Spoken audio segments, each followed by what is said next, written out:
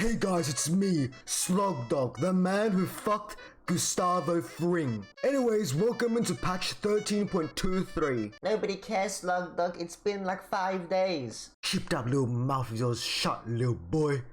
Or I want to shove my big Yorick ballsack down that throat. Anywho's moving on. I figured it'd be my interesting if I finally updated you guys on how to play Yorick right now and how I've been screwing around with.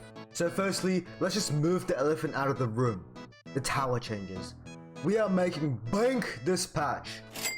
The change right made it so that if you get T2 and T3 towers, you make extra money. 2 towers used to give you $600. Now they give you $700 bucks. T3 towers give you, you're not ready for this, they used to give you like what, 100, maybe 100 and $200. Now, $400 million. So that means if you sit push a lane and you get T2 and T3, you get an extra $400 increased dollars compared to last patch. This is gigantic because as you all know, if you ever get 4 to 5 items in Yorick, you become a mega titan creature abomination carry. This does bring up another important idea now, and that's if you're losing, you have a much more rewarding avenue to get yourself back on track to carry. So if the game is 0 to 10, you should probably FF. But if you don't want to FF and you want to keep playing, you can always ditch your teammates and play for T2, T3 towers.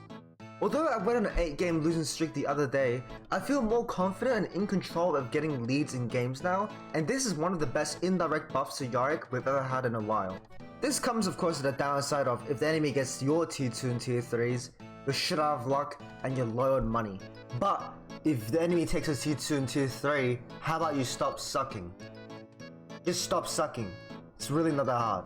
Speaking of new updates, I've been receiving a lot of questions on my stream about my builds, and I can now safely say what I believe is the strongest build of all time and the one I'm most confident in right now. This page is one of the most powerful ones on Yorick for a few reasons. First strike gives us the ability to one-shot and burst down enemies hard. If you go lethality, it will just completely obliterate people from existence.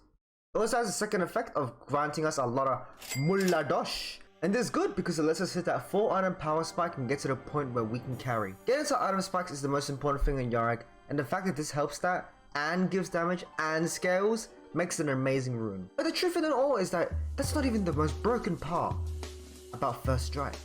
It's the fact that it makes money so I can subscribe to more femboys OnlyFans. Now I've said on numerous occasions that 90% of the time small runes don't matter that much. But for the inspirations tree, these small runes completely define why inspiration is such a good page on Yorick. Free boots is free money, also extra movement speed, which also affects your ghouls' movement speed and makes them faster.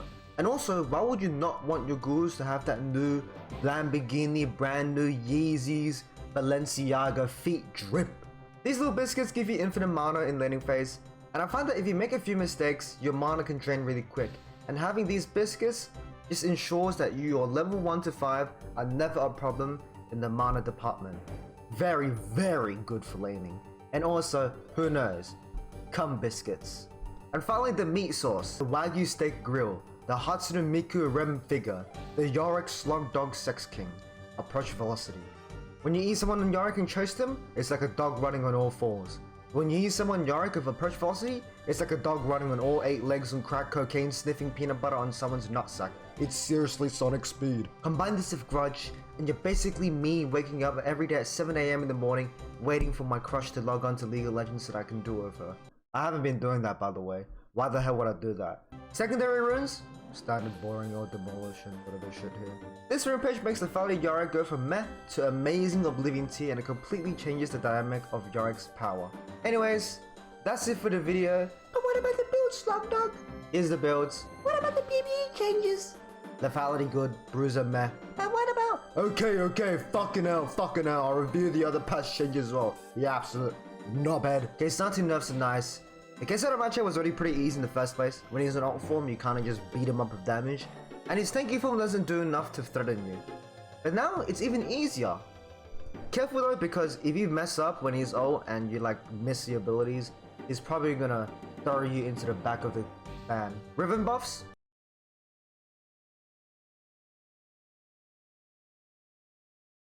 I have cancer. Turn the buff, who the fuck cares? Nobody plays that piece of shit anyways. And if you're ever against the theory, just buy a Ravenous Hydra and watch her cry. Anywho's, moving on. I love you guys very much. Bomba. I want to start uploading on this channel instead of my main channel in terms of like just original videos.